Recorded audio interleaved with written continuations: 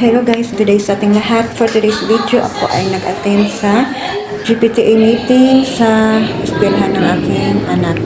So ito ang kaganapan natin ngayon dito.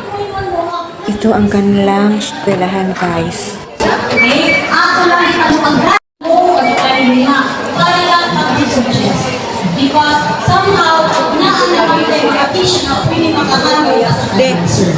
Okay? So, as of now, ang ating grade 7 na ay wala pa sections na grade 7 building. Pero pag-ibig lang yapon, ang mga sections sa grade 11 building. Okay? Then, ang grade 8 pa dito. Ang grade 8 kinapon, kung Jessica, ako sa tumadin ko sa limuan na. Asin ko yung klaro mo mga pinikanan na namin lang na nakakumanak na pikot na ni. O di gani, kaya init na ni.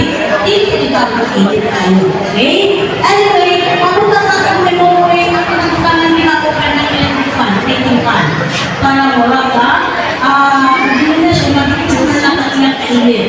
So, ang aking itang dito, not so much, or not so many, murang nakasak pa rin nakapagkakaroon dito sa ang kinamitan dito.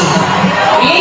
Dito tayo daghan sa mga bukas sa mga sasok ng mga bata ng pagkilin na tayo. So, wala nakabuo ang atong section sa grade 8. Sa grade 9 pagkilin ko walo, sa mga kapatid.